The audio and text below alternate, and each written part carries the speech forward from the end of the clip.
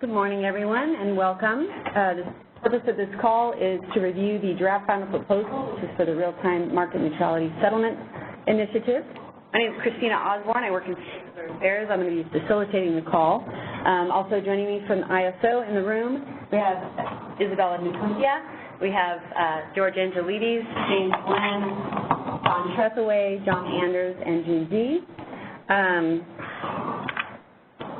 So this is the agenda for the day. On May 30th, we actually posted the draft final proposal. We also put out the draft tariff language as well as a comments matrix, and the comments matrix is our responses to the straw proposal as well as the May 21st technical workshop. So those materials are out on the initiative webpage. Just to let you know, we are recording today's meeting. We're going to make that recording available also out on the initiative webpage. So John Trethewey is going to go through the draft final proposal, and then John Anders is going to review the tariff language, and then we'll go to the next steps for this initiative. We're going to take questions throughout the call, so if you do have a question, you can raise your hand by pressing pound 2. We just ask that you introduce yourself first, please. So with that, I'm going to turn it over to Don. So good morning, everyone. So we just wanted to summarize the changes. We haven't made any changes from the straw proposal. We did provide additional clarification based on the technical workshop where we provided additional information on how this would work. So there's three changes we're looking to make. That we're no longer going to perform the real-time imbalance energy adjustment transfer adjustment. So we're just going to eliminate that step that does require a tariff change. The next is in determining the EIM transfer financial value. There's also the tariff change where we want for transfers between California Balancing Authority areas and with California Balancing Authority areas that it would be at the SMEC, and for transfers between non-California Balancing Authority areas it would be the SMEC plus the greenhouse gas component, which is always negative in the event that CAISO is importing. And then lastly, we have a BPM change to standardize how the EIM updates the transfer value. So I'll talk about the two bottom ones in a little more detail. So the first is to correctly account for the financial value of EIM transfers. The first step is that we'll transfer everything at the system marginal energy cost. And then the second step is we then give credits back for those transfers that are between non-California Balancing Authority areas. There is no GHG cost credit for any California BA. This only applies to non-California Balancing Authority areas. And the way that we determine the amount of the credit, it's the net EIM transfers minus the GHG awards that were made to resources within that Balancing Authority area. So if we look at some examples, and these are pulled straight from the spreadsheet we put out with for the technical workshop. So if we have a non-California Balancing Authority area that's transferring out 100 megawatt hours of energy and has a 25 megawatt hour of GHG awards, then we know that 25 megawatts of that is coming to California at the SMEC, and so as a result, they should get a 75 megawatt charge because those transfers with non-California BAAs would go at the SMEC plus the GHG component, which is negative. The next example is one where an EIM entity, EIM BAA that's non-California, is importing 50 megawatts and has a GHG award of 25 megawatts. In this instance, it would get a 75 megawatt credit because it has to have, in order to get to the net transfer capability of 50 megawatts importing, it needs to be importing 75 megawatts from the non-California BAA and then exporting 25 megawatts to California. And then likewise, the same thing occurs when there's no EIM transfer as we do it on the third example. So with that, I'll pause and see if there's any questions on that change. And again, this does require a tariff change. So if you have a question, you can raise your hand by pressing pound 2. And Lindy, let me know if anybody enters the queue, please.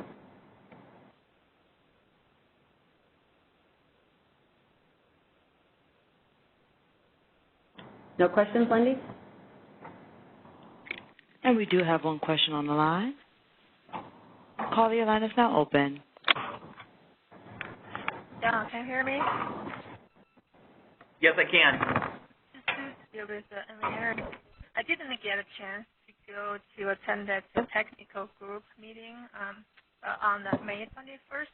So I just want to double check with you the new calculation under the financial transfer, that's the primary determinant. So, before you used Kaizo used the SMAC multiplied by the net transfers that's transfer from and transfer to.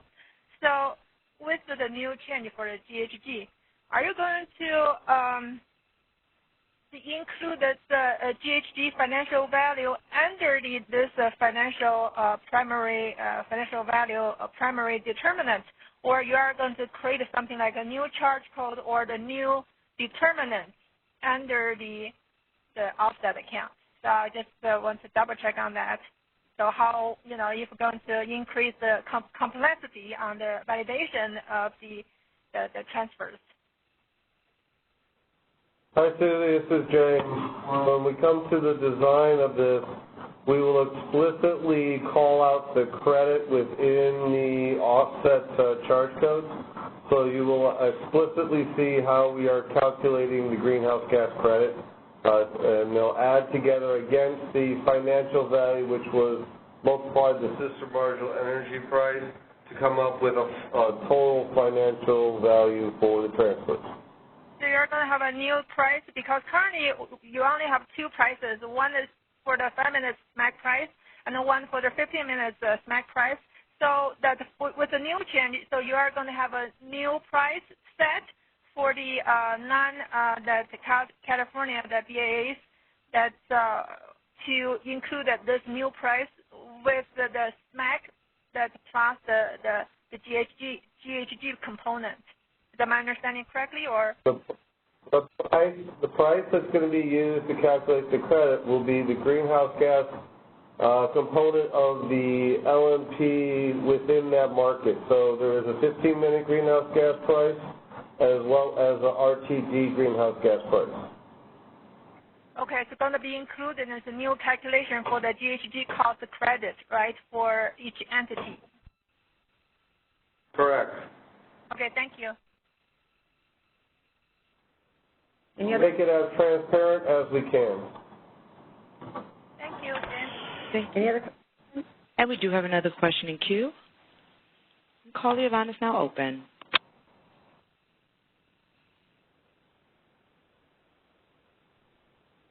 Caller, your line is now open. Please be sure your line is not on mute. Oh. Good morning. Thank you, Don, for presenting this.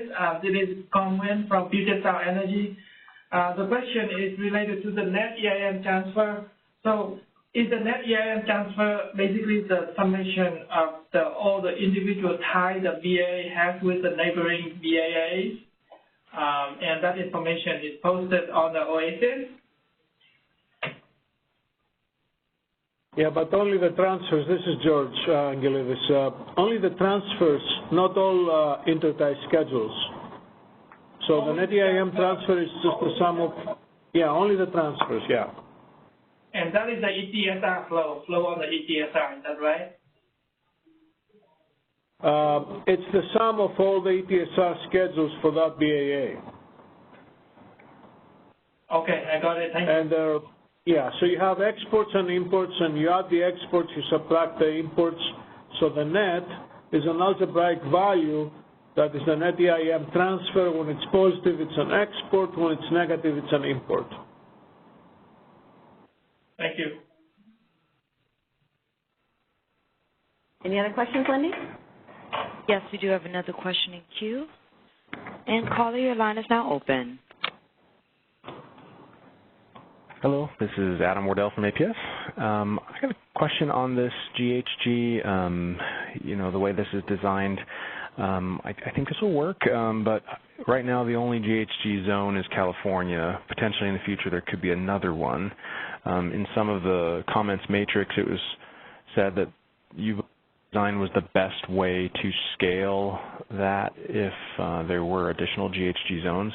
Can you just comment on that? And if this design, do you think, is going to be sustained, or would this need to be revisited and redesigned if there was another GHG zone created in the future? Are we going to go through a whole other initiative, or is this going to take care of it? Can I just get a couple comments on that? So Yep, so in essence what we have here is we have a credit for the California GHG region, and what we would do is if there was another GHG region that wasn't linked with California, for example, then you would have another credit where you would go to the balancing authority is not associated with that region. So that's what we meant by that it's scalable.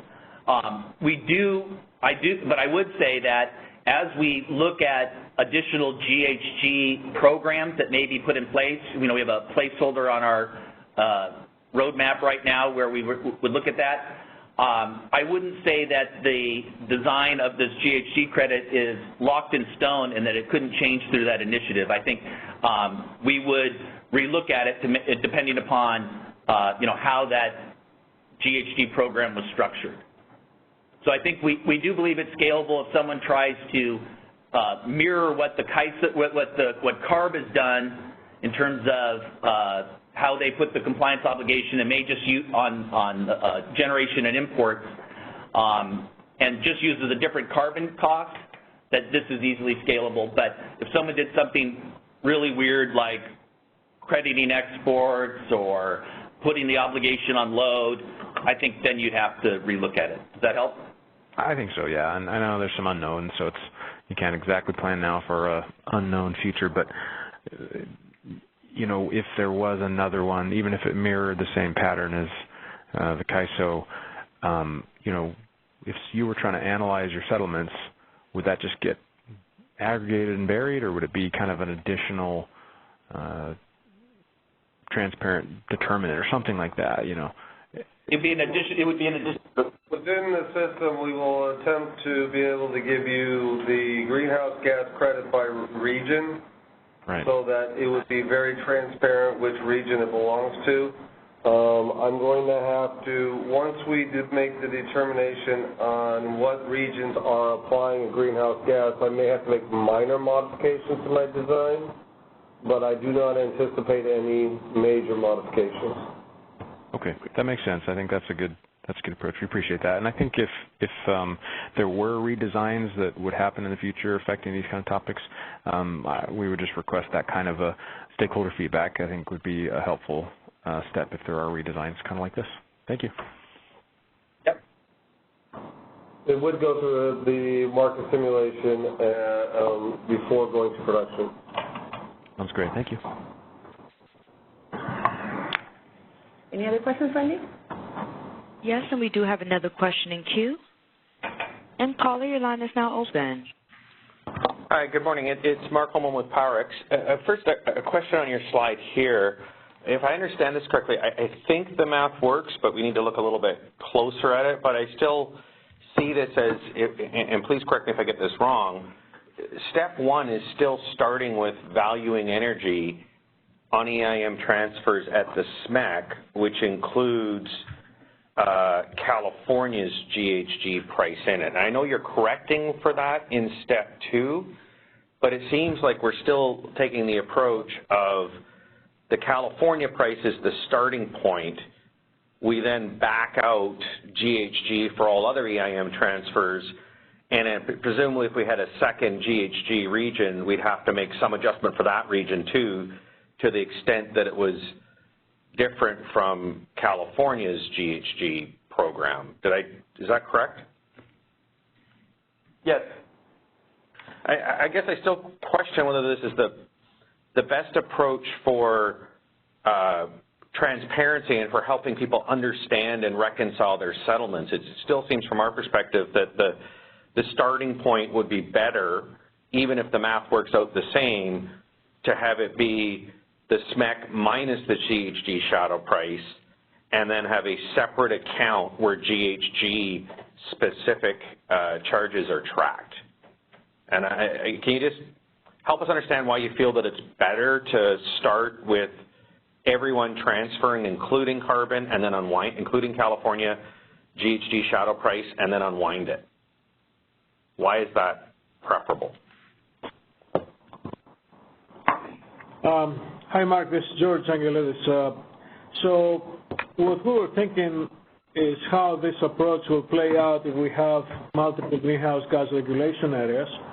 So if you have another greenhouse gas regulation area, basically we can always start by valuing the net EIM transfer at the SMEC and then giving individual credits for each greenhouse gas regulation area at the relevant greenhouse gas marginal price for that area. If we start the other way and try to value the transfer at the SMEC plus the greenhouse gas marginal component, we don't know now which one to use, which area greenhouse gas marginal component. So it becomes less transparent, we believe, and less scalable. That's why we chose to go this way. That's helpful, George. Is it that the SMEC is that basically you're running a real-time market that includes the EIM area and the CAISO, and the SMEC, your implementation of your market design establishes a SMEC for California, and then everybody else is kind of remote and adjusted for, that your SMEC is really a California price, and you don't have your SMEC does not reflect a region-wide price. It reflects a California price. Is that a fair description? I will characterize it a little differently, but it's close to that. So basically, you can consider the SMEC the way we formulate and solve the problem and the way it's presented the solution. And I don't want to get into a lot of details that are covered at some MSC meeting some months ago. The SMEC is like the basic price, and that applies to the ISO balancing authority area in the entire system, and each other balancing authority area in the EIM area footprint may have an additional price that is added, which is the shadow price of their own power balance constraint, and it could be positive or negative depending on whether there is congestion going from the ISO through the interconnected paths to that area. And we formulated the solution in that manner because it helps us perform locational market power mitigation for those EIM BAAs, because if that adder, if that shadow price of the power balance constraint is positive, that means there is congestion in the input direction somewhere going from the ISO to that balancing authority area. And we consider the ISO balancing authority area competitive balancing authority area. So we see that particular result as a reason to investigate and check for mitigation for that balancing authority area, as you know. I understand. That's why, yeah. That's helpful. I guess so that's the model. So I understand some of your reasons for doing it that way, and I think they have, at least from our perspective, some validity to them. I guess the part that is a bit challenging for us is that when you start with the SMEC, and again, for the reasons you just described, which includes California GHG, as opposed to starting without it, it means that every entity outside has to now make sure that it's been correctly subtracted out. And that's why we preferred the other way, is that as your market evolves and you add additional enhancements, and particularly when you add a new GHG region, every entity outside that is not in a GHG region has to make sure this math is always right, and that no slip-up happens. I guess that goes to my second point, that if you're going to do it this way, the financial value credit, what is that in? Is that in the RTIEO account? Because again, I get concerned that we have too many things residing in the same account, which is, at least we believe, part of the reason why these settlements issues were not spotted and persisted for so long was because there's so much wrapped up in the same account. I guess it just highlights from our perspective the need, and if you can't do it in the near term, maybe as part of phase 2, to have a separate GHG offset or uplift account where this is all GHG related, EIM entity and neutrality accounts are in that and separately distinguishable, because this commingling is part of the reasons why these mistakes can happen. So it would stay in the RTIO, the current design? And I think that's the part that we don't support, particularly if you're going to go down this road. It's just, you've got losses, you've got uninstructed deviations, you've got GHG. There's just so much going on in that account. I'd like to understand why you can't set up a separate offset account specifically for GHG, because GHG will get more complex going forward, so that people can better track it, reconcile their own settlements, and make sure that any issues that come up are discovered very quickly. I understand the expedience of using. So I think the expedience is one reason why you want to go down this path. And I did say that as we look at the multiple GHGs, depending on how that flushes out, you may need to do something differently. So we could look at it there. But I do think that unfortunately, to even get to a single GHG, you're going to make the RTIO as complex, even more complex than it is today. So I don't think it really.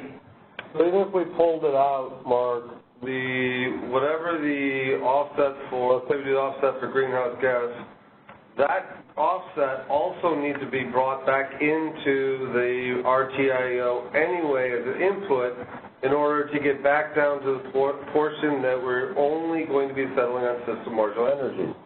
The neutrality of that specific component of the LMP.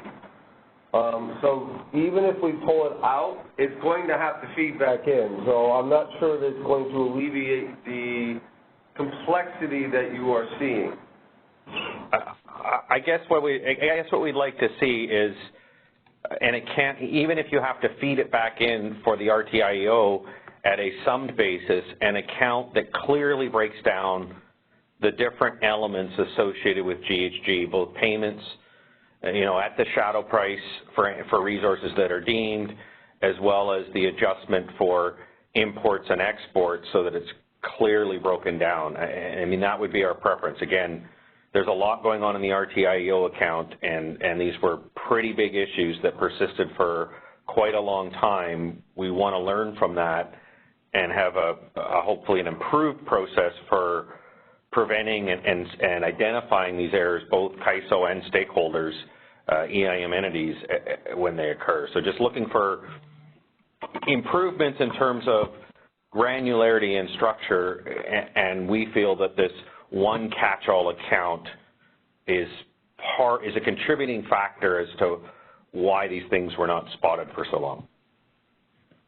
Okay, so Mark, we can discuss if we add another GHG region, if we need more transparency to have a separate account, but I don't want to slow down this process, because I think, as you said before, the math is correct, and we could then look at it there, given that if you have multiple GHG regions, maybe the complexity becomes too much to have it done the way we're doing it now.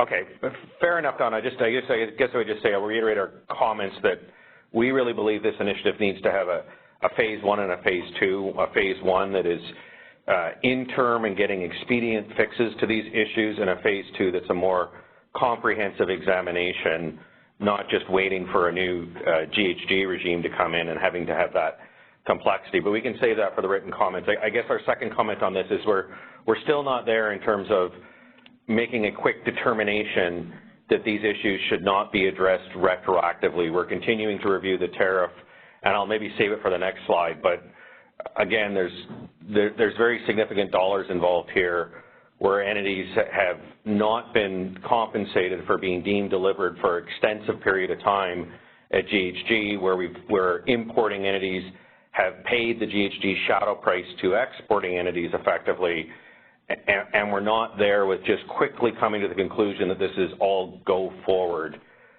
We think that it is well worthwhile to have a separate track that explores what the options are for retroactively addressing these issues. Okay. Thanks. All right, any other questions, Lindy? Yes, we do have other questions in queue. And the next caller, your line is now open. Hi, this is Camille Kristen from Idaho Power Company. This, I guess, is probably more of a comment than a question, but I think we echo the comments that PowerX just made and the APS made, and we would really encourage CAISO to be willing to look at alternative solutions like a separate GHG account sooner rather than later. So thank you for, it sounds like you guys are willing to look at that, and so we just really encourage that and that be possibly looked at in the near term. So thank you. So again, just to be clear, we can keep that in scope within the GHG initiative that we have currently on the roadmap. Now, we haven't planned to start that yet, but we can keep it in that scope. Okay, any other questions, Wendy? Yes, and we do have another question in queue. And caller, your line is now open. Hi, this is Susie with Energy. So I want to make a simple assumption on the entities receive the largest impact with the GHG change. So for the California entities, the export only entities, they're not going to get any impact on with this change. So their revenues from the exports will be fully protected. However, for the entities, for the exports only to the non-California entities, their export revenues, they're gonna get a reduction. Am I correct? I mean, I'm just have the two extreme.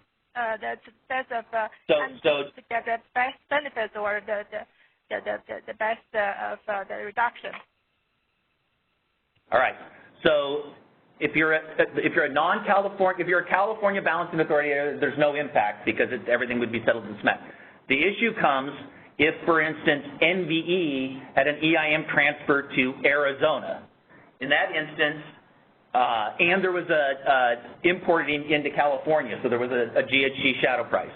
In that instance, through the current approach in the RTIO, NVE would have been paid via the financial value at the SMEC, and Arizona would have paid the SMEC, when in actuality that transaction should have occurred at the SMEC plus the GHG at a lower price.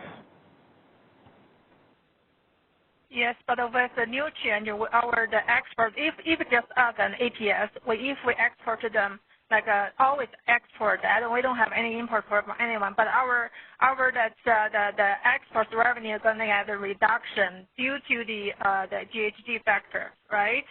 If we are just an export only entity. Any exports not to CAISO or SMUD will be at a lower financial value. Yes. Susie, this is James. So what would be happening is the export is going to be priced at the same price components of energy and GHG as the generator that produced that energy. Whereas if it's going to California, that generator is going to be compensated as the additional component of the payback for the greenhouse gas, so therefore you have to account for that additional payback on any transfers going to the ISO. Yeah, I understand that. I just want to see who, get the most benefit, who probably get the least benefits from, that's the new calculation. I mean, just the both, calculations. But I know it should be, regarding the generators, like you said. So I understand this change, but I just want to, sort of double check on the financial impact. So I wouldn't focus on it as a benefit, because now we're focusing it on as the correct settlement of that energy that is transferring between non-EIM BAAs. On California. Sorry, non-California. But just like the ATS address, this is the regional, actually the California regional, that's the price, when it's spread out for the other entities, we do get impact, the more or less. So I just want to see, some address, some, impact for some entities. So thank you, James. Good. Any other questions, Wendy? And we do have one more question in queue. And caller, your line is now open. Hi, this is Callie Wells with the WPTF. I just PowerX hit on most of the comments I was going to make, but I did want to follow up on one of the later points that was brought up there, and that's regarding kind of the expedited timeline of this initiative. I understand why you guys are doing that, but in reconciling kind of the expedited nature and some of the other potential larger issues brought up in comments, have you guys given thought into possibly doing a phase 2 that kind of further explores some of the issues brought up in the comments?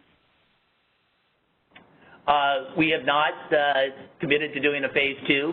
I think that's something we can look at. If I look at what's on the plate for the remainder of this year, there's quite a few big initiatives coming on. So I think that it's something we can take and put on our roadmap to see if it's something we wanted to add potentially for next year or sometime after that. So, I mean, I think, again, I think we can put a phase 2 to this in the roadmap and make sure that then we can really slot it for a time frame. So if you guys were to consider a phase 2 in filing this initiative as is, I'm assuming you would not coin it as interim solutions until, you do this more comprehensive review, or is that something still on the table? That's not on the table. Okay. Thank you. Thank you, and there are no further questions in queue. Okay, let's move to the next slide. So this is around business practice manual changes that we're looking to make so that we can standardize the 5-minute transfer values that are submitted by the EIM entities.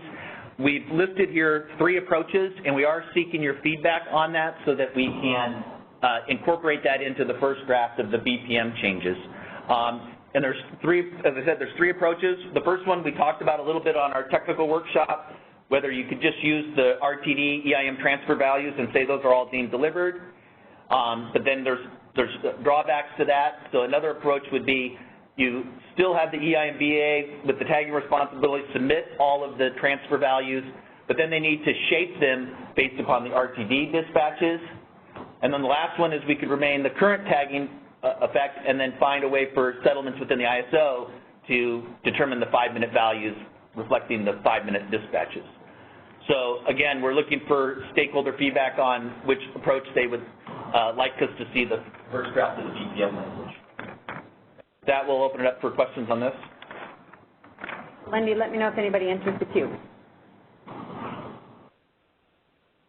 Yes, and we do have one question in queue. And caller, your line is now open. Susie Niederkorn with Energy. So I just want to know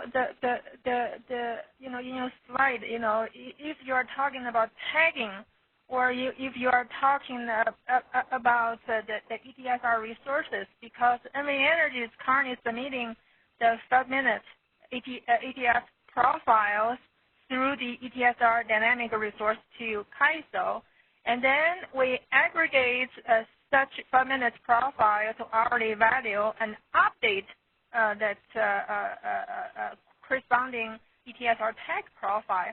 So are you talking about the new change? It's for the tags, or you're talking about the ETSR resources? I just want to. So Susie, right now, under the current design, the after-the-fact tags between Nevada and the ISO are being checked out by the ISO Balancing Authority area, our checkout system, at an hourly integrated value, and then sent to settlements for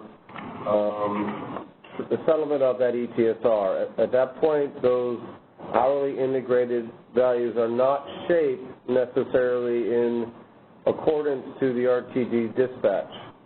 And this is, we're trying to address specifically those ETSR tags that are checked out by the ISO. Since the ISO isn't planning on changing its checkout process, we're looking to modify how the settlement system treats the after-the-fact tags. Do I shape it, meaning the settlement system shapes the ISO's checked out value as described in bullet number 3, do we use EIM to submit all of the ETSR values, and I do not consume the checkout values from the ISO. We rely on the EIM's real-time interchange schedule payload to reflect all of the ETSR values, and that's bullet 2. Or the third option, which is probably the easiest of all options, is use the RTD schedules for EIM transfers. But I would also note that this isn't just specific with tags with the ISO. You know, some stakeholders brought up the need to ensure that the same process is being performed by whoever's submitting the information necessary to determine the 5-minute transfer values for settlement purposes. And so again, this is and we are looking at some other enhancements to improve visibility of both parties on the tags so that there's validation of that data as well. So that's the intent of the BPM change. On your end, you don't even see the text, right? You just see the resources. Am I understanding this correctly? It's not the actual tags themselves. It's the aggregated inter-tie schedules that are based off of those tags that have been checked out with WEC. So it's ISO's version of the inter-tie schedule payload versus EIM's inter-tie schedule payload. So that's I'm still kind of confused. So requesting the entities to have these 5-minute profile, the tag profile, to matching this. Go ahead. We are not asking you to modify your tags themselves. What was being requested is when you aggregate those tags into the ETSR resource IDs and submit them to the ISO, we want to make sure that we reflect the 5-minute dispatching of the market. Because the ETSR values can go from import to export every 5 minutes, we want to make sure that instead of getting a flat value over the hour, we reflect the fact that the market did dispatch that ETSR in the varying directions. So it's on the payloads that are sent to settlements, not the tags that are submitted to WEC. That's number 2. Either one. Either one. Do you have any additional questions? I'm not changing how they tag as well. So currently Go ahead, Susie. So currently between us, you know, that James, you see that the 5 minutes, the resources that we submit to CAISO, because I want to see if we need any of technical changes, you know, for our vendors on the tagging. So are we submitting correctly? I mean, do we currently meeting the requirements of this new change, or? Susie, again, we are not asking the EIM entities to change their tagging process with WEC. What's happening is when you're doing the tagging process with WEC, an ISO checks out those ETSRs that are between the EIM and the ISO balancing authority area, we're checking out an hourly integrated value. That hourly integrated value does not necessarily represent the actual flow or the market awards of the ETSR. So what we're asking is that when the EIM aggregates their tags into the ETR schedules that are going to be submitted to WEC, that they reflect the market awards to show the direction in which the ETSR's values are occurring.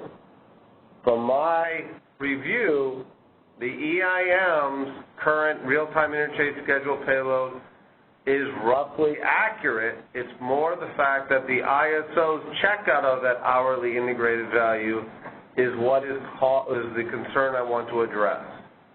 So that's why we are looking at number 2 as an option. So that's, James, that's one more question. So that's, I want to, clarification on this. So CAISO's currently using that entities submitted the ETSRs for the settlements information, but how about for the, ETSRs between entities and the CAISO? I thought those part of the resources, the CAISO using the ADS directly, but not submitted by the entities. Or is this going to be? We are using the ISO is checking out those tags with WEC, and then we're taking the hourly integrated value. So both of the EIMs that I'm aware of, when they're submitting the tags to WEC, they're at an hourly integrated value, and the ISO is checking that explicitly out, and that is what settlements is using between the EIM balancing authority area and the ISO. I have reviewed several of the days of tags like that, and what I am seeing is that the ISO values are flat profiles, where the EIMs submitted values through their real-time interchange scheduled payload is more reflective of what the market dispatch was. Okay. And so if we want to discuss this further, Susie, if we want to discuss this further, we'll take this offline. Okay, thank you. Any other questions, Wendy? Yes, and we do have other questions in queue. And caller, your line is now open. Yes, this is Justin Wolf from Pacificorp. We have a few questions about these choices that you're asking the EIM entities to make.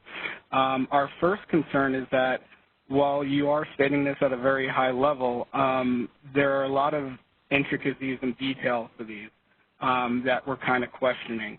One of which is, are we talking about purely dynamic on an ETSR? Are we talking about base schedules? Are we talking about static ETSRs? How are those values used? What values will be used? There's a lot of generalities that need to be cleared up before the EIM entities can make a choice. We have a lot of questions about. My first question specifically on number one, what do you see the drawbacks of using the market cleared or the market award for these after the fact?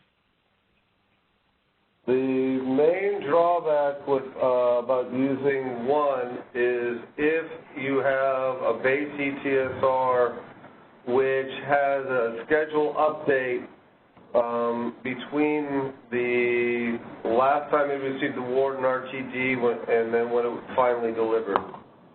So if there is any differences between the RTD dispatch and what your final tag value is, then that difference would not be reflected in the ISO settlement at all and would have to be accounted for outside of our settlement system. That is the main drawback.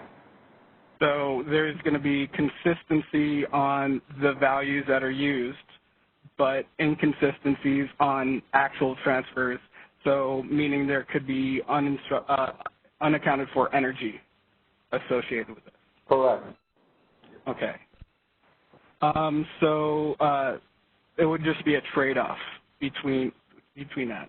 On number two, Pacificorp has a concern just because I think our technology is a little further behind because we joined the market much earlier, and we've never really needed to get the exact 5-minute data from the market into these submissions. So what you're asking is basically a mirror of the 5-minute dispatch on number two to be submitted by each entity. Is that correct? Correct. So there really wouldn't be a difference between 1 and 2 other than the fact that you're asking the entities to submit the value.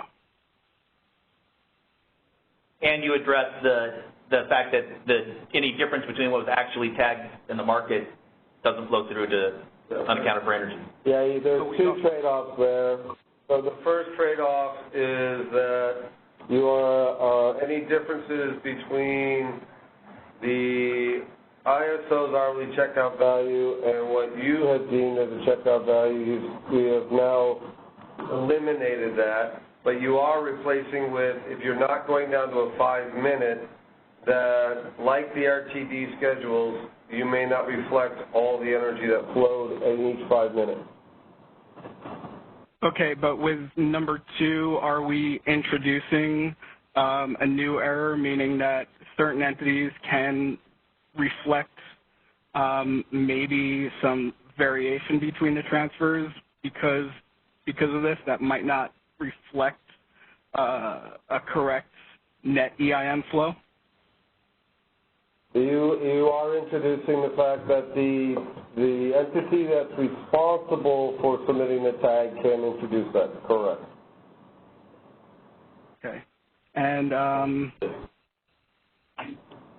now on number 3, you kind of state that you're going to shape the submitted after the fact as, you know, an hourly value but shaped via the RTD ETSR dispatches.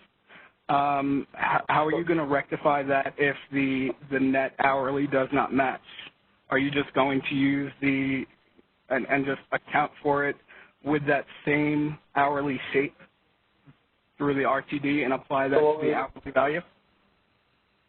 We would apply it in a similar manner that we do with dynamic schedules right now, dynamic resources right now, is we will look at the overall interchange schedules, the hourly integrated tags, and then we will now compare it to each 5-minute megawatt value and then shape it so that that hourly integrated tag reflects that 5-minute dispatch of that resource. So basically we're doing logical meter on the after-the-fact tags from the ISO system. Okay. Thank you.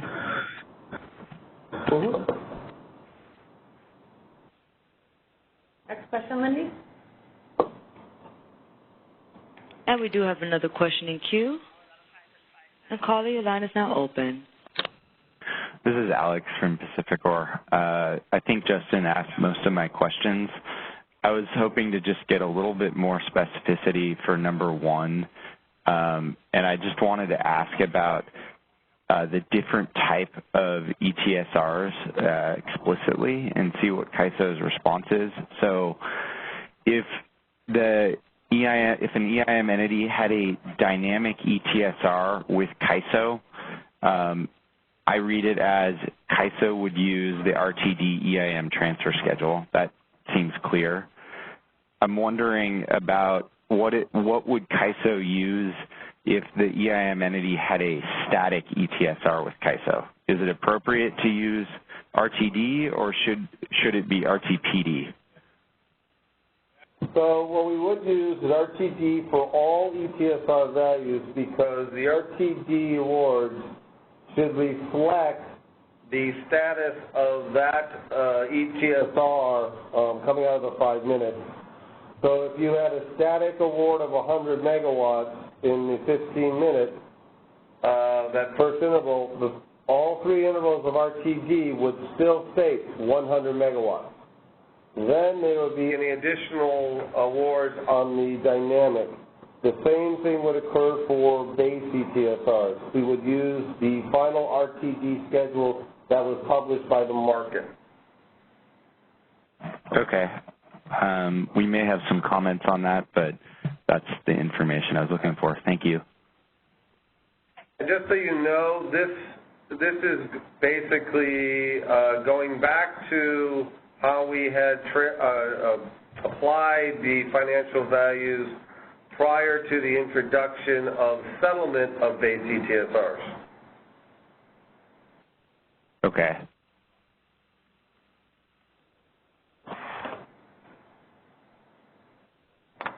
Anything else, Alex? Nope, thank you. And we do have apologies, and we do have another question in queue. And caller, your line is now open. Hi, Adam Wardell from APS. Got a couple questions on this area. First of all, we're glad to see this this change, this BPM change, I think will help it be more accurate. The first question I had was actually for option 3. So you said current tagging requirements remain in effect. Does that mean for so currently if it's between the EIM entity and the ISO, the EIM entity is not supposed to submit those volumes of those ETSR transfers. Is option 3 saying the EIM entity still doesn't submit it, it's just going to be shaped by the ISO into the 5-minute process? Is that correct on how we read that?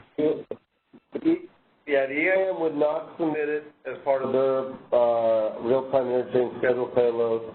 We would consume the ISO's interchange schedule payload, and then those resources that were consumed through that payload, we would shape it based upon the RTD schedules in order to ensure that that hourly integrated block treatment is being rectified. Okay. So that option 3 really only changes that shaping from the ISO. All other tagging requirements, as you said, are the same, right? Correct. Okay. Okay, that helps. And overall, I think it is a little more accurate if you use that tag after the fact value, do those potential adjustments as were discussed earlier. We are kind of weighing, though, there is a trade-off, and that option 1 is the easiest for everybody, but, you know, it's is it accurate enough? So that's something we're considering. We'll comment on. The one other option 1 eliminates any potential errors by the participants, as well as it makes it much easier to validate by participants. And that probably flows into my next question. One of the things in our comments on the straw proposal was we're hoping that the ISO would be able to consider some kind of, let's say option 2 or 3 is what goes forward. The EIM entities are still submitting these after the fact values. There is a potential somewhere in there for something to go wrong, you know, a software issue or otherwise. We were hoping to see something, comments from the ISO on, is there some kind of control or notification if a submission was done and it was drastically different than that RTD dispatch. Could you notify us? The comment you responded in our matrix was that the CAISO will address validation rules as part of the BPM process. I'm curious, when will that, is that a different, that's not this process right now? Is that going to happen later? It will be part of this process. It is part of this process? So, yeah, we will do, this is all going through a BPM change management process. So it's going to take a little bit of a slower track than the rest of this initiative. I'm going to work with all the participants to come up with rules that we all agree upon, and maybe include some validation rules, because the biggest problem with the validation rules is the fact that the ISO does not check out or does not have visibility to the tags between EIMs, so we're not sure how we are going to validate base ETSRs or the overall ETSR that you are submitting. So those rules will have to be vetted through all the EIM participants. But that process of determining those kind of rules, that's a second step after this kind of a discussion today? It'll be part of that. We do in your comments, submit what you are recommending, and then we'll look at that part of BPM. Yeah, so let me help on this. So we have this initiative where we've identified 3 issues, 2 of which are tariff, 1 is BPM.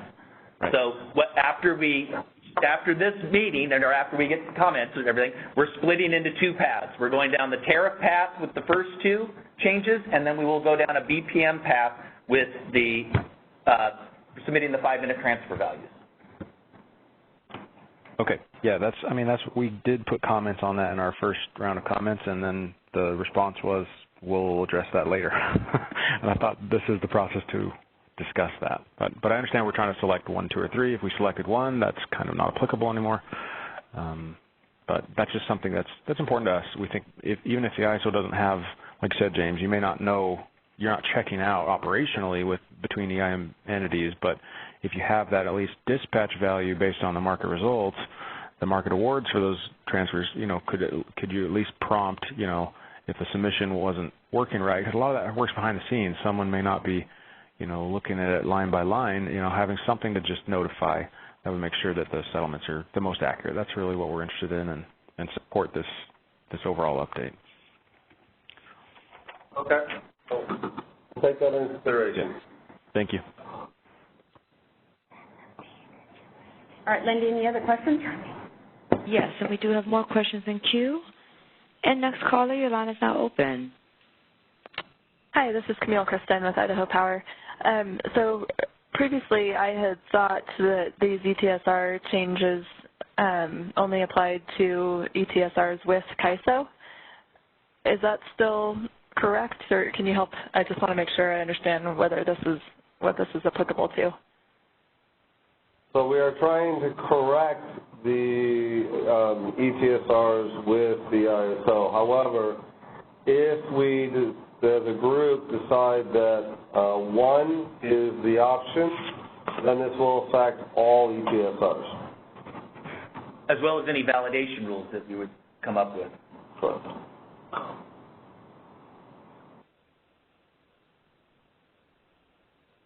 Okay.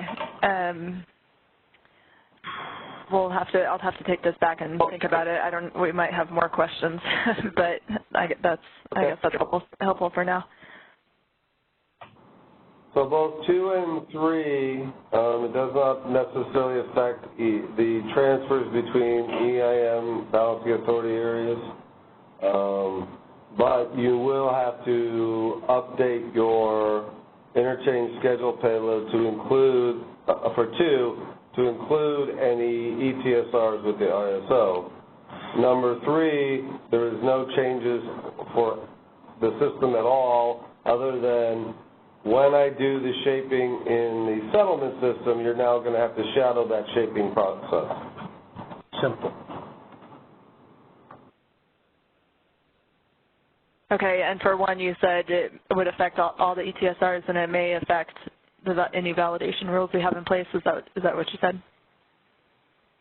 Yeah, because we will be using the real-time market schedules, so you will not necessarily have to submit those values unless it's with the ISO at all. So you can actually take all your ETSRs out of your interchange schedule payload. Okay. James, is it correct to say that number 3 will actually treat the ETSRs as any other kind of dynamic schedule that we have? Yes. So 3 provides a certain consistency in the market. I think that's important to point that out. Any other questions, Camille?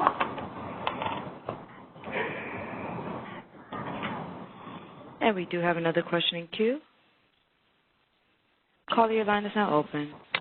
Hi, it's Mark Holm with PowerX. I had a few questions and comments. I just want to make sure I understand. I think the 2 and 3 are heading in the right direction.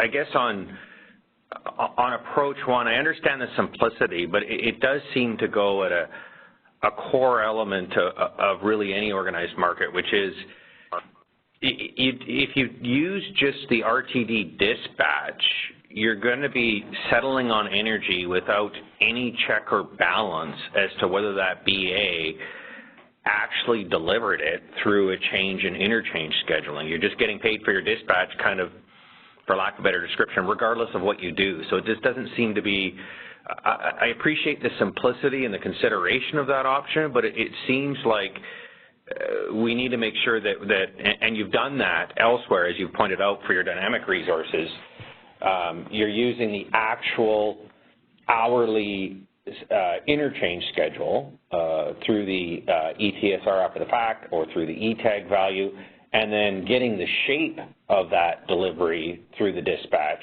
which is our experience of how our dynamic resource used to work, and it seemed to work effectively. I guess I just want to make sure I understand 1 right, that there's no other check or balance. If someone gets dispatched up, for example, on their resources and has transfers, let's say imports to the CAISO BAA in very high priced periods, but that doesn't actually show up in interchange and they don't perform, you've got no other way of getting the incentives right or the compensation right, that this is kind of the last step. So it needs, at least in our view, it needs to properly reflect the actual scheduled interchange for the hour, and it needs to reflect the shape for 5 minutes.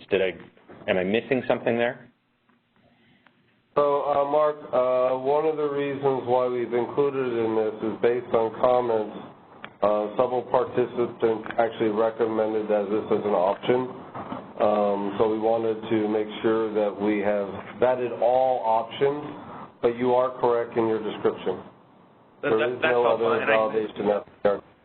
And I certainly appreciate you considering all options, and especially options provided by other stakeholders. I just wanted to make sure I understand it correctly. I guess we struggle with it because, you know, everywhere, inside and outside organized markets, you need to have some check or balance that if you're settling energy, it was actually delivered, not just based on a dispatch. And so there's no safety net to catch that. It would just be a gap. And so I guess 2 and 3 make sense to us. I just want to make sure we understand it correctly, that 2 is really, you're taking the hourly interchange schedule and you're shaping it by the dispatch in both cases. 2 is just the EIM BAA with ETSR tagging responsibility doing the shaping.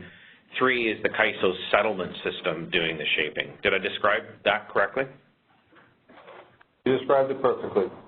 Okay, that's great. I guess then just the next one would be, you know, how we got here was, I think you described that you're doing 3 for dynamic resources. You were doing 3 until I think about a year ago.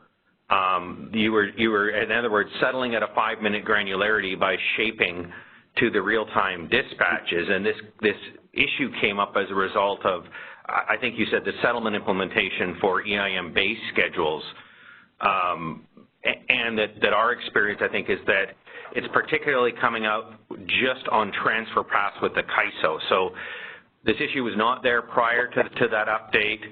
This issue doesn't exist as far as we know on other paths. We certainly don't see it existing, for example, on our path between PowerX and Puget. It exists over the last year roughly on paths to and from the CAISO BAA. Is there anything, did I get everything right there, or am I missing something?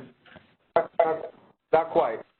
So before base ETSRs, and particularly the settlement of base ETSRs, the financial values was being accounted for as of option 1. We stopped at the RTD schedules. We did not go down to the actual tags and do a true-up based upon the tags. With the introduction of the base ETSRs, we then took it to the next step and said that we would true it up based upon the tags. So it's been since the introduction of base ETSRs that we have now seen this issue arise, because prior to that, it was on RTD schedules and therefore was shaped based upon RTD schedules. Okay, that's actually a very helpful clarification. So I'm just going to re-describe that as prior to that fix, you were settling ETSR paths with the CAISO at 5-minute granularity, but it was just based on the dispatch. After that, the gap became based on, you're now settling at hourly granularity, not at 5-minute granularity on paths to and from the CAISO. Did I say that right? Correct. Prior to ETSRs, we were doing option 1. So basically, and again, I think that, you know, 2 and 3, you know, we struggle with 1 just because there's no check to make sure that any of these are actually delivering that. But I think there's arguments for 2 or 3. I guess I'll come back to the other topic. This one we really struggle with from not going back in time. This is happening on paths to and from the CAISO. I think it's fairly well known that the CAISO is, you know, with its resource mix as a BA, that it's generally, you know, importing energy in the higher priced intervals and exporting through the lower priced intervals, particularly during oversupply. And so when you settle at hourly granularity, on the paths to and from the CAISO, we're effectively not being compensated for the flexibility that external entities are providing to the CAISO, because they're exporting energy, generally speaking, in the higher priced 5-minute intervals in the hour, and not exporting and even importing in the lower priced 5-minute intervals. And so this is a clear, gap between the intended design, which is to pay entities for intra-hour flexibility through the 5-minute price signals for providing flexibility. You're not proposing a tariff change here. This issue came up midstream after the EIM was launched, and your tariff provisions, I think, specify 5-minute granularity. So I'm having a hard time not seeing this one as one in which your change that occurred roughly a year ago was contrary to the tariff, and you should be determining it that way and going back in time and looking at retroactive settlement back to when this came in place, consistent with the 5-minute granularity language in the tariff. And at the very least, we'd like some stakeholder process to discuss that. This is significant dollars. This is 5-minute flexibility being provided to the CAISO BAA that we believe was not settled consistent with the tariff. Mark, I could suggest you put those in your comments again, particularly if you can identify for me the tariff sections you're referring to, it would be helpful. But as the BPM change management process, that is a form of stakeholder process. That's why we're going to be using that process in order to make these modifications. I'm willing to discuss this in the EIM settlements quarterly meetings that I have as well, or through the settlement user group meeting as well.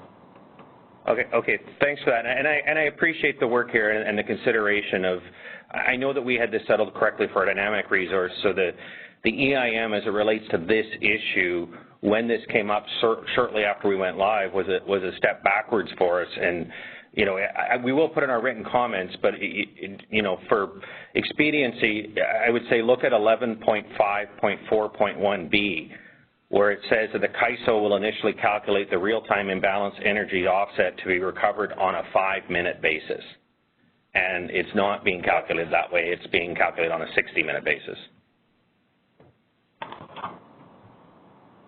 Okay, thanks. Any other questions, Wendy? Okay, and there are no further questions in queue.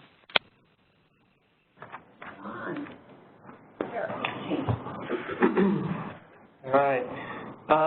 This is John Anders, and we had, because of the accelerated timeline of this initiative, decided to move forward with the tariff phase of the initiative, and we did post some draft tariff language for that. We will be taking comments on that tariff language, separately, and continuing to work through the language as we move forward in the policy process by going to the EIM governing body and the board.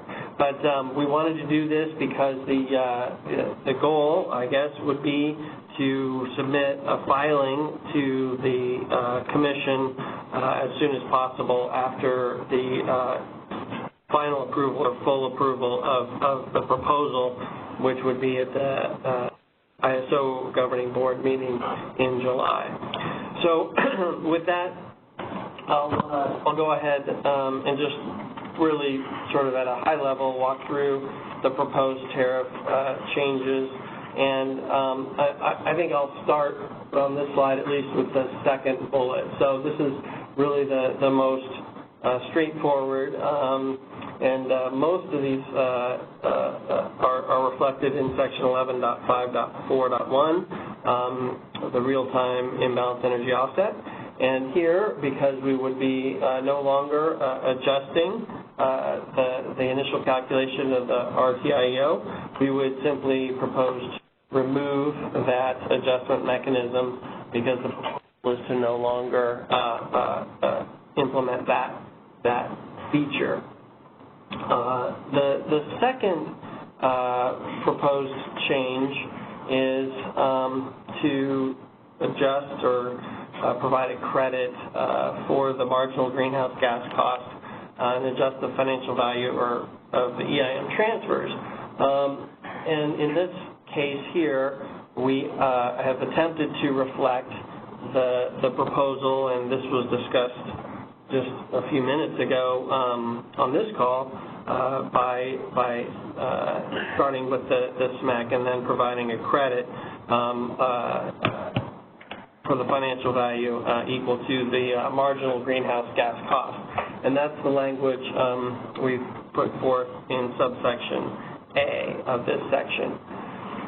In addition to those two primary changes, what we recognized was an opportunity to further clarify what we mean by the marginal greenhouse gas cost. So it's not changing in any way, but when we are now using that specifically here in the financial value of EM transfers, we went ahead and we looked at appendix of the ISO tariff, and this is the LMP composition in the real-time market, and we wanted to double-check the use of that component of the LMP, and it was defined in Appendix C as the marginal cost of the EIM bid adder.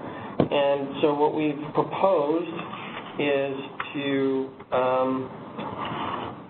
create a separate standalone definition for the marginal greenhouse gas cost. Previously, we had it included in Appendix C, but in other sections of the tariff, we had used the EIM bid adder cost. And so what we're doing is we think that this is much more clear, and we've defined the marginal greenhouse gas as the LMP component representing the shadow price of the net imbalance energy export constraint. And then we've gone through both the EIM tariff in section 29.32 to make sure that the terminology is correctly used.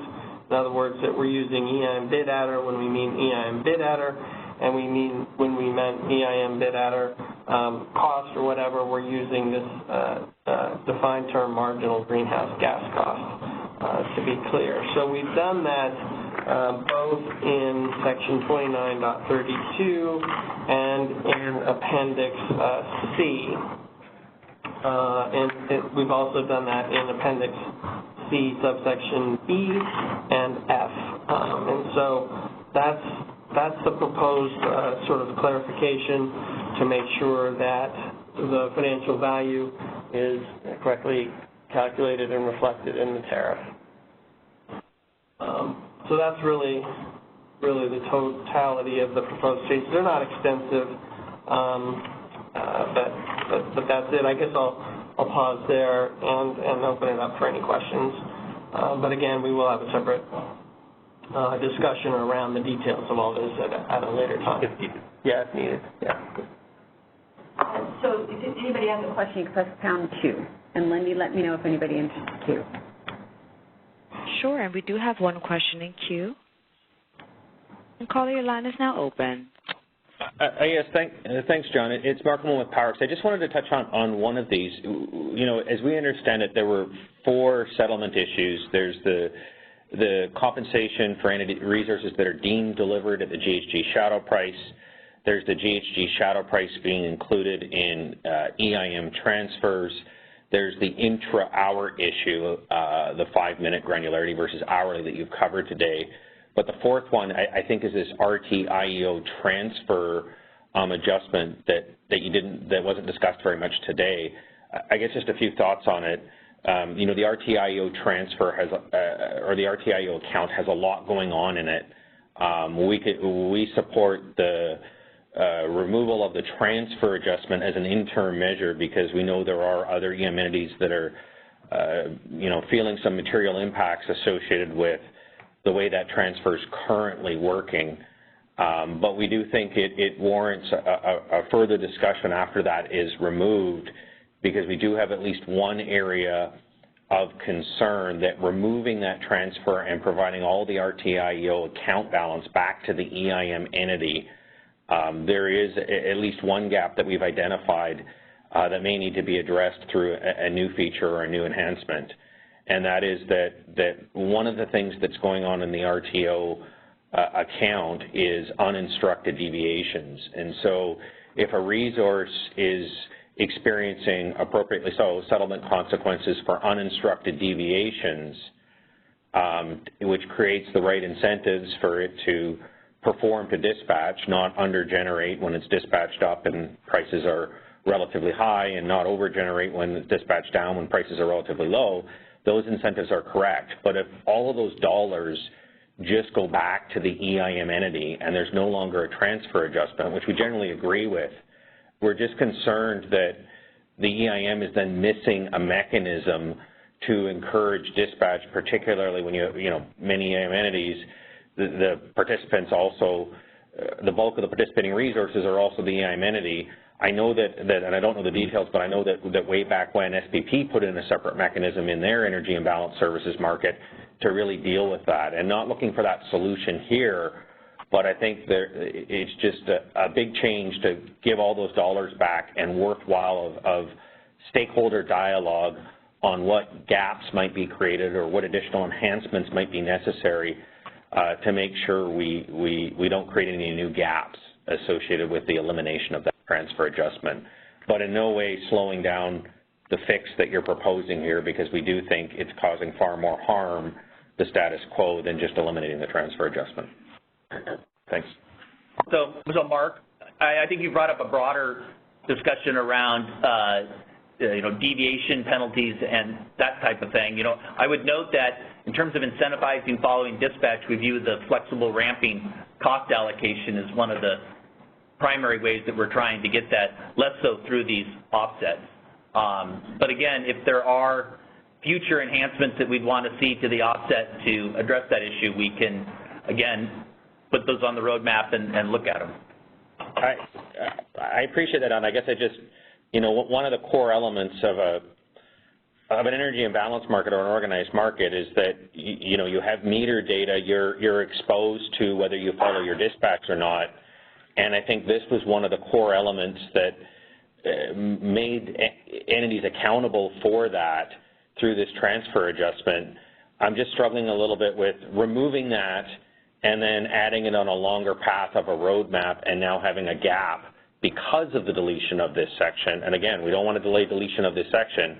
I guess we just see it as perhaps more urgent to, not go part way and create a new gap and then put it on the roadmap, hoping that someday we address it. That we have a gap, I think, that now there's no settlement at a BA level for not, on the energy side, for not following dispatch. And I think that's a gap that should be discussed, at least in a workshop or at least in a session in terms of what have other organized markets done and what's possible to achieve, recognizing it may take some time to implement and we don't want to delay the deletion of this section. But I do struggle with having that sit out there indefinitely, that you're not accountable for following dispatch through the energy price and uninstructed settlements at a BA level, and having that exist indefinitely. Okay.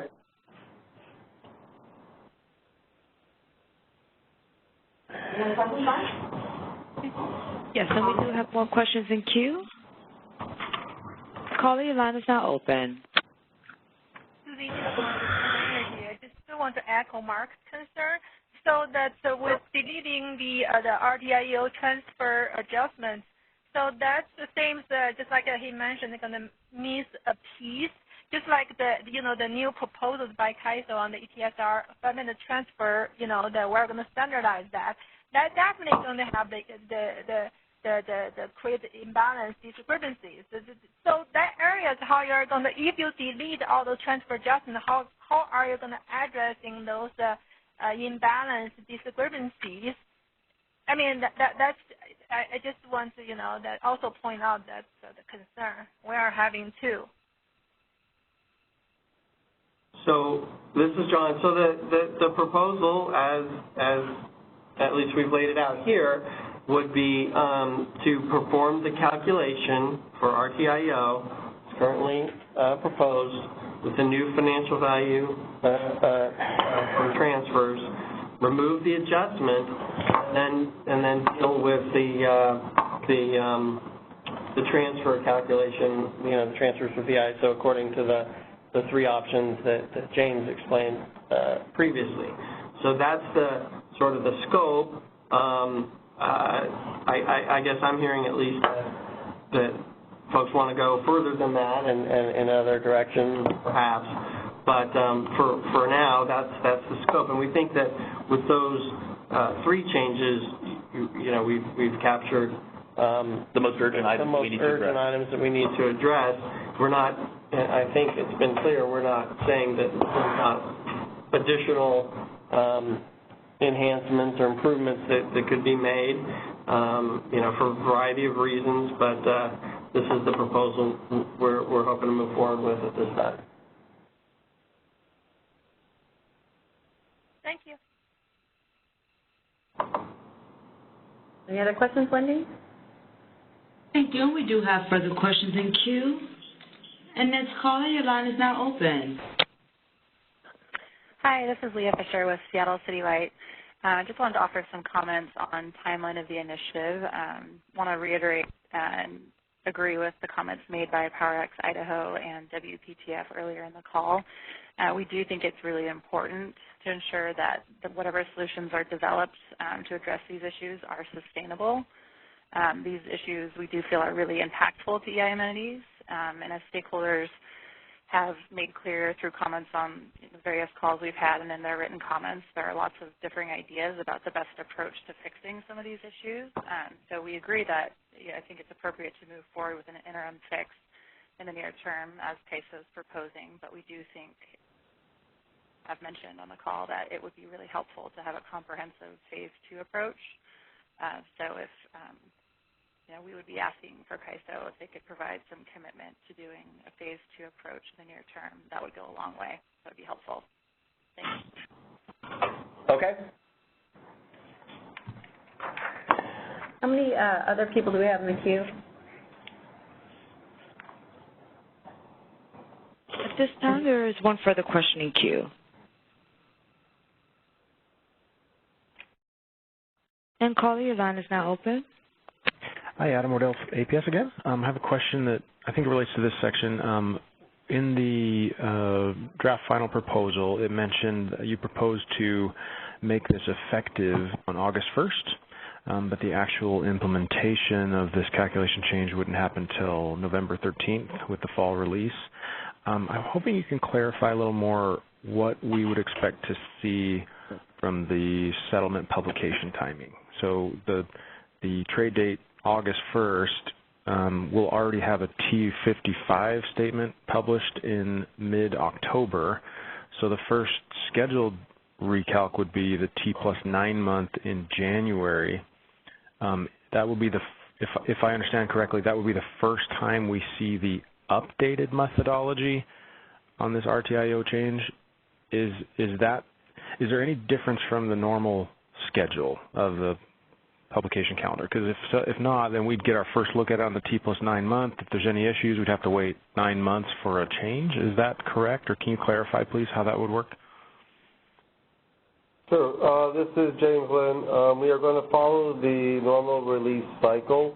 So when we put the changes in retroactive to August 1st, for those statements that have a T55 statement already created, you are correct. Those will be reflective on the T+9 months.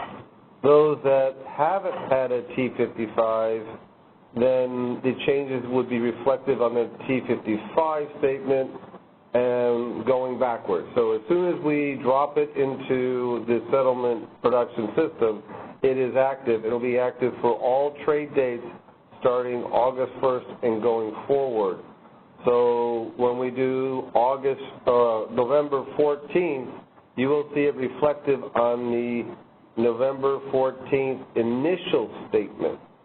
So our system is designed so that we can do these type of changes and not necessarily put them all in the 9 months, but make it the most reflective statement that's available. Okay, that answers my question. I do understand that, yeah, once it goes effective, you know, from that time forward, it's not waiting till correct 9 months. But there will be some of those statements, such as early August, that the first time we would see that recalculated version would be on the 9 month, because the 255 had already been published. Yes. It's just the next recalculation statement is when you would see, or the next published statement, if you will, for that trade day is when we would see any changes. And then it would just be an incremental change, just like a normal recalculation statement, right? Correct. And we're putting into the fall release so that we have time to do the design, to do market simulation, and to make any modifications that are necessary in order to ensure that we have this accurate. Okay. Okay. That helps clarify that question. And then there will be several, like I said, statements, for example, early August trade dates. We won't see the new methodology results in settlements until the T plus 9 month for some of those early ones. Is there any way to get some of that information if there were? So here's what I'm trying to get at. You know, the Q1 numbers that the ISO described about transfer adjustments were, you know, relatively large across the whole BA. That might be helpful information to know for, you know, EIM entities if they're trying to do an accounting accrual at year end. Is there kind of a known and expected change that they're going to get in the next few months, but they relate to these 2019 trade dates, new methodology coming? Is there any way for us to get like a preliminary number that could be used for accounting accruals?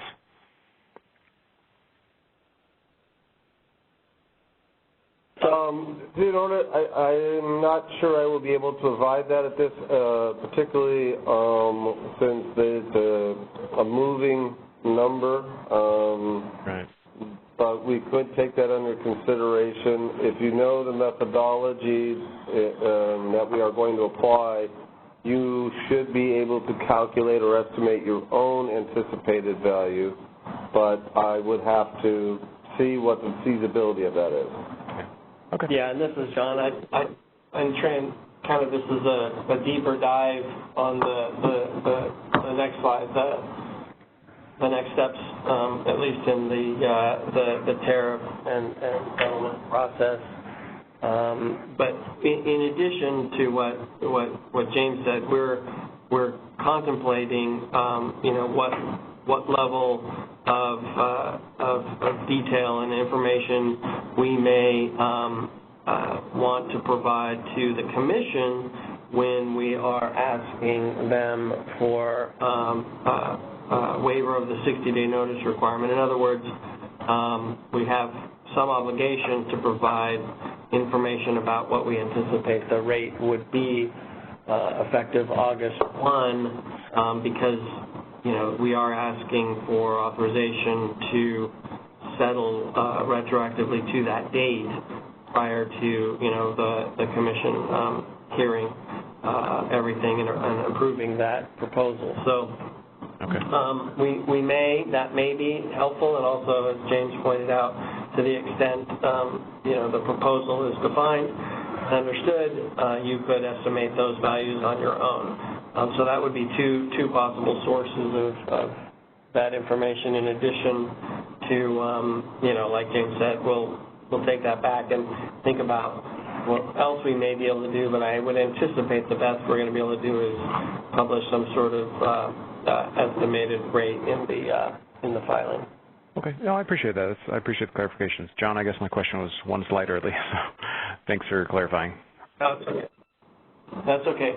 So well then, unless there are any other questions about the tariff, I think we'll move to this slide, and then if there were, we can catch them up at the end if there's any final questions. So on this slide here, so this is just a quick outline of what we anticipate the process to be.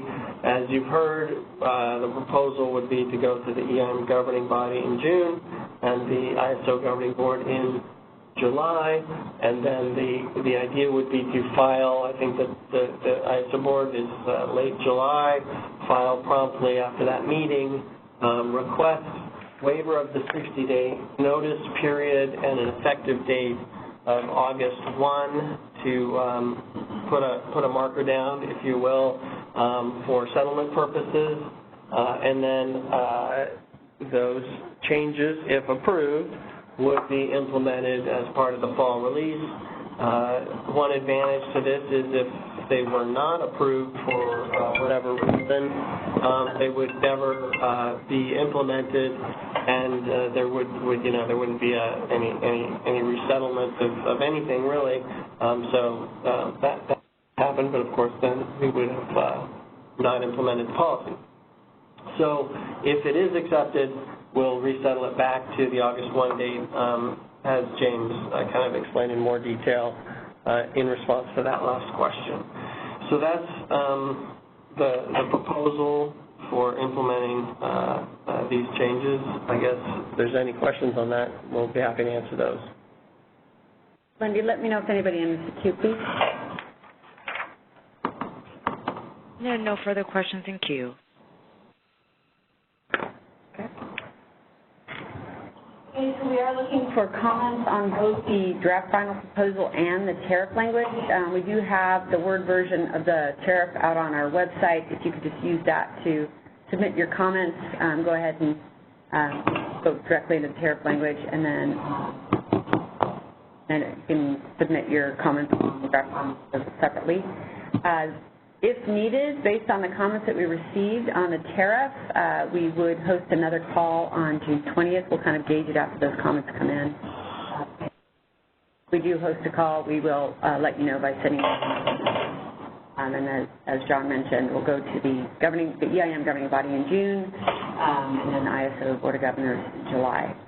So any other questions? If anyone has any last questions, please dial #2, and we'll give it just a moment.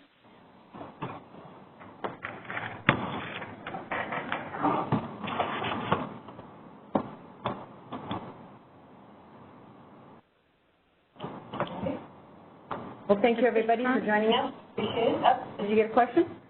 Oh, no, I'm sorry. There are no questions in queue at this time. Okay. Thank you, everyone, for joining us. We appreciate it, and thanks, Lindy, for filling in today. Appreciate it.